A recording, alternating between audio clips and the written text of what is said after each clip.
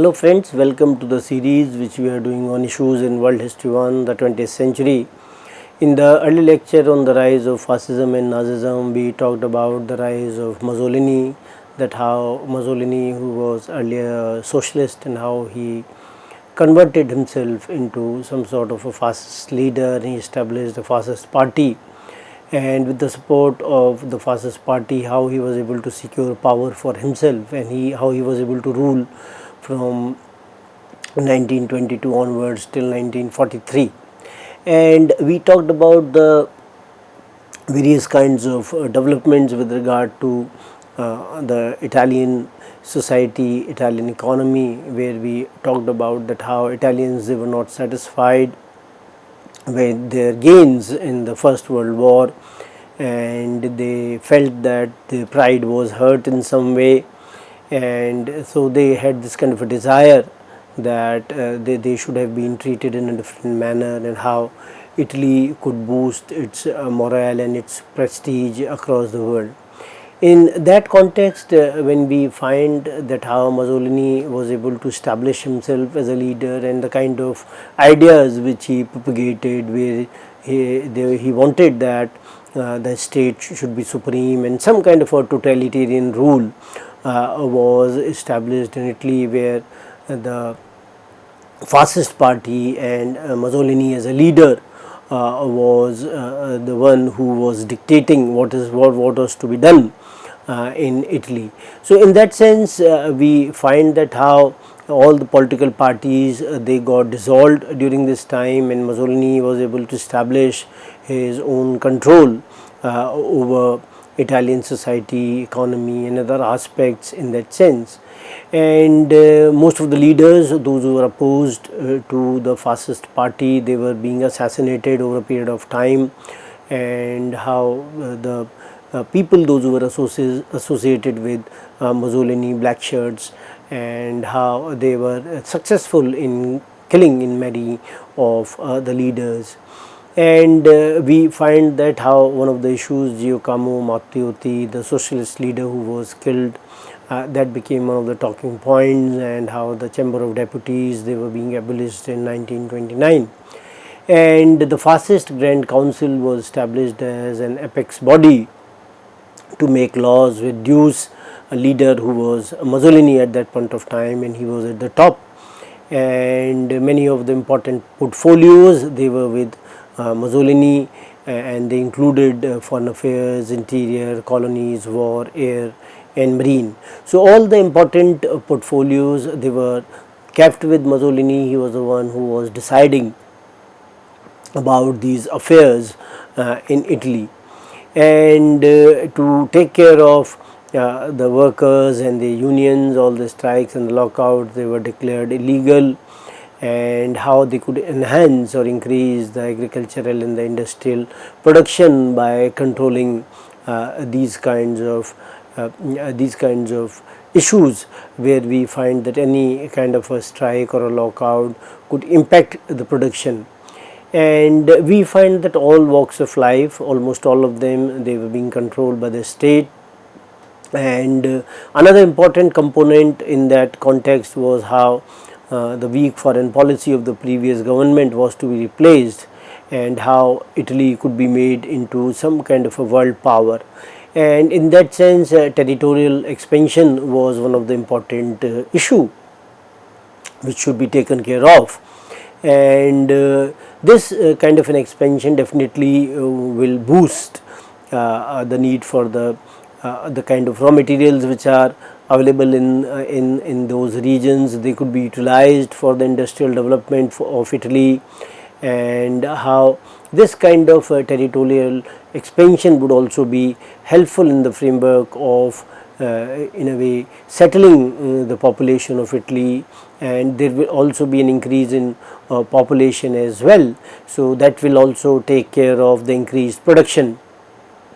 So we find that how Italy in a way adopted the policy of setting England against France, France and England against Germany, England, France and Germany against the Soviet Union. So this kind of a policy was being followed so that Italy was able to gain some kind of an upper hand in that context, and this was some kind of a policy which was also, we find that how the major European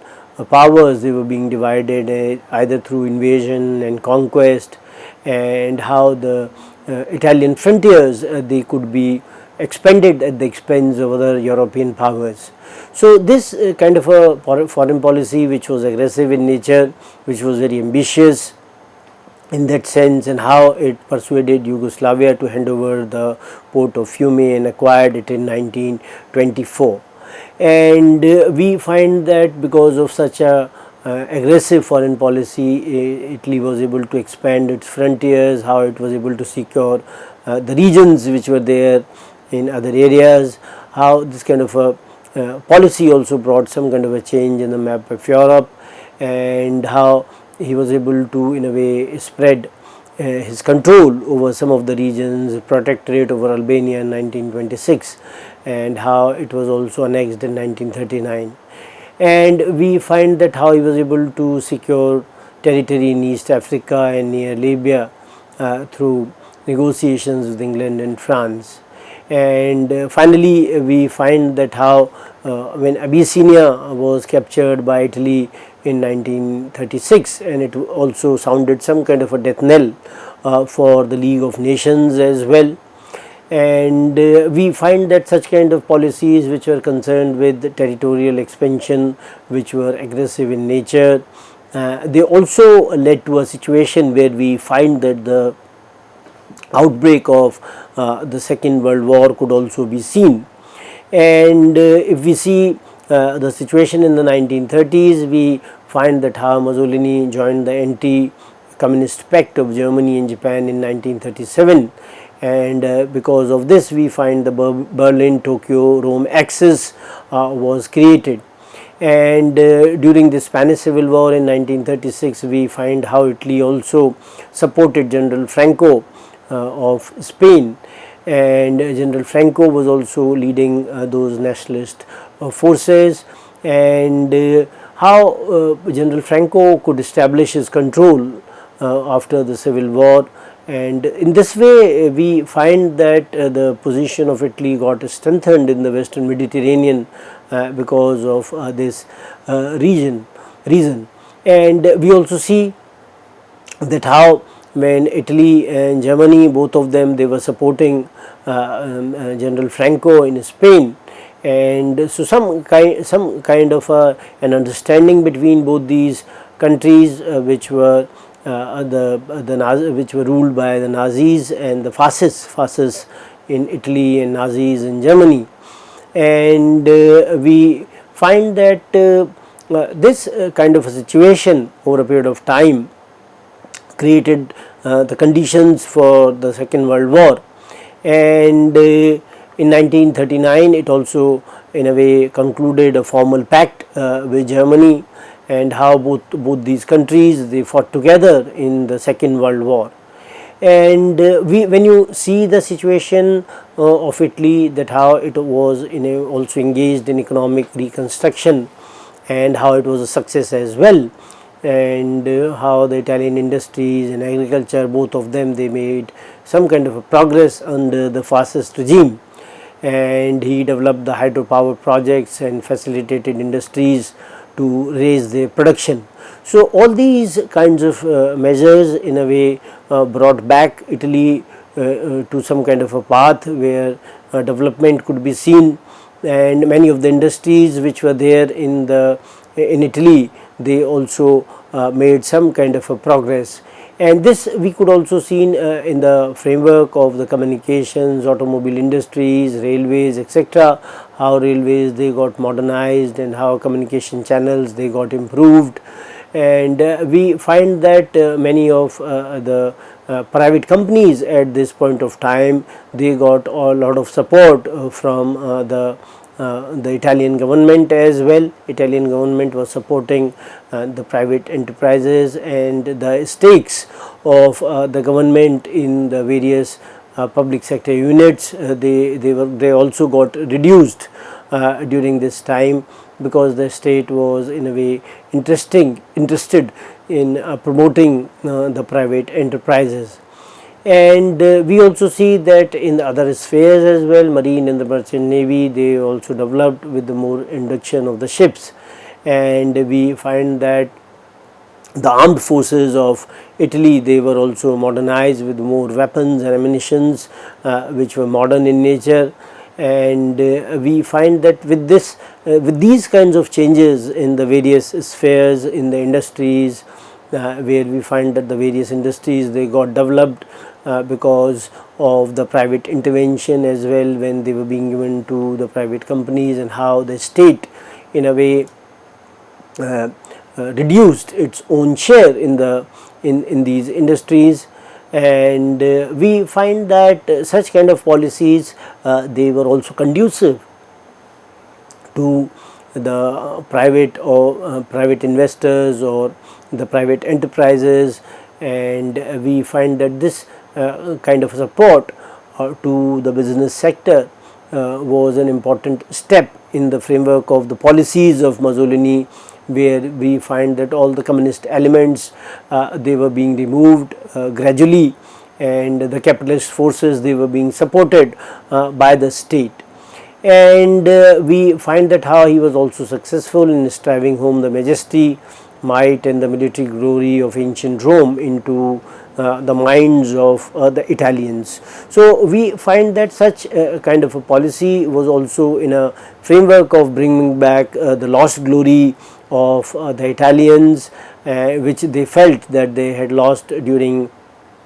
the First World War, the way they were being treated after the Treaty of Versailles. So that was one aspect which was being communicated to the masses as well. And we also see that this kind of an idea, where we find that such a kind of a propaganda was also led by the fascist party. And when you talk about the ideas, we find that how Giovanni Gentile was the chief exponent of the fascist doctrine, and he was a disciple of Hegel as well as a great admirer of Mussolini, and how he described the core elements of his philosophy as anti-intellectualism, the total submission to authority, and contempt for reason. And he also believed that there was no contradiction between individual and the state, and that the maximum of liberty coincides with the maximum force of the state. And Gentile became the official philosopher of fascism and described it as a total conception of life. So from the policy point of view, from the ideological point of view, we find that how such kind of ideas which were being promoted by Gentile, who was the official philosopher of this creed fascism, and they were talking about some kind of a conception of life, that how life was to be conceived, how it was to be led under a fascist state. And they believed that how the maximum force of the state was an important aspect, and they also felt that how state was to dominate the entire life of an individual. So such kind of ideas, they were integral to the fascist doctrine. And he also argued that it was not a philosophical system but a plan of action, that how not the ideas will in a way talk about what fascism is, but how things they were to be done in a system of action or a plan of action. They were to be the deciding determinants. And he also argued that the fascist state was to create a new socio-economic and political system, as all of the forms, liberal, democratic and socialist or communist system, they were defective in nature. So we find that how fascists, they were trying to create a new kind of a system which was socio-economic from political sense, and how the earlier systems, they were defective in nature. They had their own issues, deficiencies and problems, because of which we find that a fascist system which was foolproof, which was perfect in that sense, was to be applied to the masses. And we find that this system was also talking within the framework of the duties of the citizens rather than their rights, that how citizens, they have their own duties, how they have to fulfill these kinds of duties so as to become good citizens, and how the state's authority was supreme and top, and it was not to be challenged or questioned by the individuals, and whatever was the will of the state was to be in a way followed by the citizens of Italy. So that was the kind of an idea which fascism talked about, where it wanted the individuals to respect the authority of the state, where it wanted individuals to follow what the state dictated to them. And in that sense, when it was talking about the idea of action, that how it could not only be seen in some kind of a framework of philosophy, but rather in the framework of some kind of an action. And we also see, when you talk about fascists, they were talking about the ideas of revolution in that sense, or they were talking in the framework of that how the democracy and liberalism and also all sorts of forms of socialism they were to be opposed in any manner. And their ideas were revolutionary in the sense that how whatever revolution which Russians talked about, so they were in a way counter revolutionary in that sense. They were trying to in a way suppress the revolution of the communists and the socialists, and then they had their own revolutionary ideas to support the state. And whatever democratic ideas they were there, they were being considered as stupid, corrupt, slow changing and moving, and the worst form of government. So we find that how democracy was seen as a decaying corpse in their own eyes, and how parliament was ridiculed as a useless talking shop. So in that sense they felt that action was an important component of their ideas, and how parliament was being derided by them. And he also rejected the Marxist advocacy that everything in life was determined by economic factors, and went on to say that the economic well-being would reduce men to the level of animals. So they had their own ideas with regard to the ideas of Marx, which were focusing on the economic factors, and they were not talking in that sense, they were rather rejecting it. And they also rejected the idea of the class war, and stood for the cooperation between all sectors of society in the glory of the state. So they believed that this idea of class war or the conflict of the classes was not in a way supported by them, rather they were seeking or talking in the framework of the cooperation of all the sections of the society. And the critics, they have in a way argued that it was based on a narrow and some kind of an extreme nationalism. This was the kind of an idea on which fascism was based. And they also argued that how the citizens, they had to in a way keep the duty, they had to keep this thing in mind, that how they had to be committed to the state, and it was the duty of the citizens to be committed to the state. And we also see that how it was opposed to international peace and harmony, and advocated war as a national policy, and as it alone provides an opportunity to demonstrate the strength of the nation. So we see that any kind of an idea with regard to international peace and harmony was being rejected by them, and they were following the policy of the war as some sort of a national policy, and how they will be able to demonstrate their strength in that sense. And he also in a way argued that how war is to men what maternity is to women. So in that sense also these things they were being talked about, and the territorial expansionism was the avowed policy of the fascists. So we find that how Mussolini was able to create that kind of a state where we find that the rights of the individuals, they were not being talked about, where the duties of the citizens, they were being seen as an important component where the fascists, they had to look into. and how the commitment of the individual was an important component in that sense. And when you talk about that how Hitler and the Nazi party they also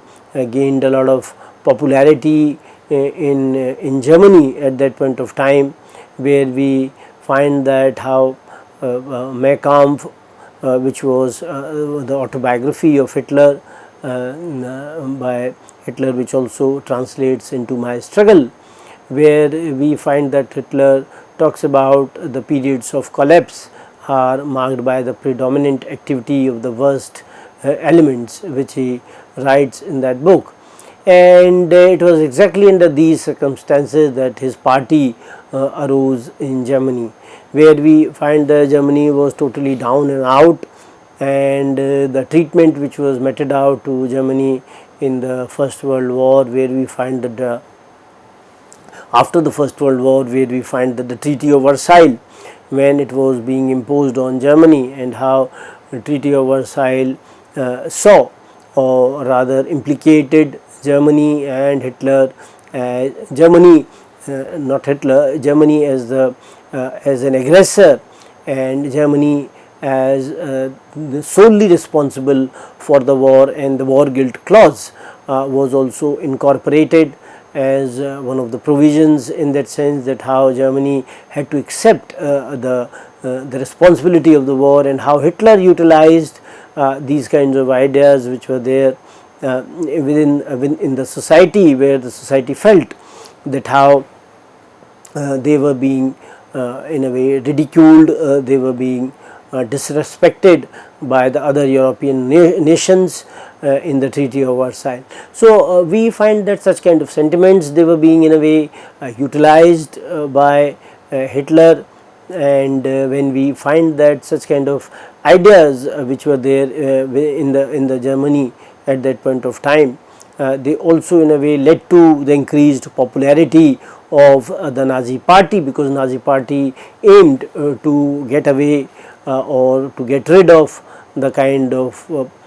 treatment which was meted out to Germany in the First World War. And many of the provisions of the Treaty of Versailles, they were being done away with when Hitler assumed power, and these kinds of provisions which were trying to restrict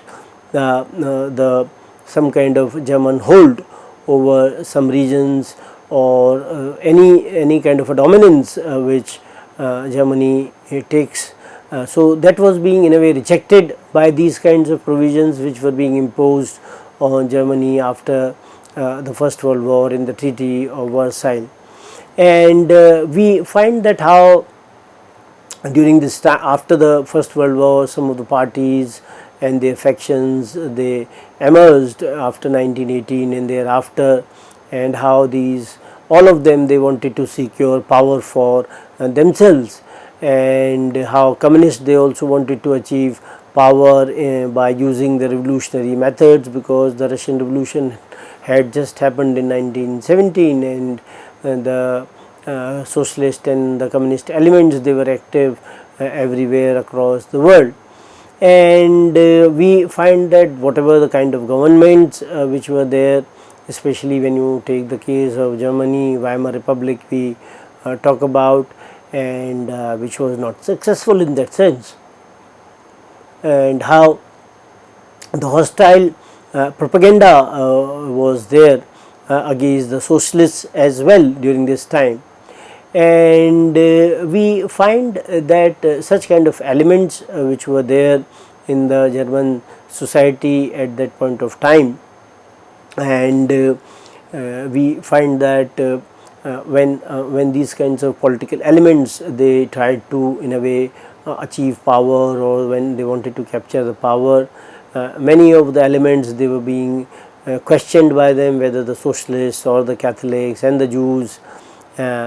who they said they had stabbed Germany in the back during the war of 1914 14 and 18, that these are the people, those who were responsible for the defeat of Germany in this war, because these people, they were not standing with the Germans at that point of time, and if they would have been there, then the situation would not have arose as well. So such a kind of a blame game also was there during this time, and we find that when these kinds of ideas, they were being propagated among the masses, then it was effective as well, because many of the middle class Germans, they also accepted these kinds of ideas, and we find that there was some kind of a crisis as well from 1921 to 23. There was an economic crisis during that time, and so we will talk further about the economic kind of a situation which was there in Germany at that point of time in the next lecture. Thank you very much.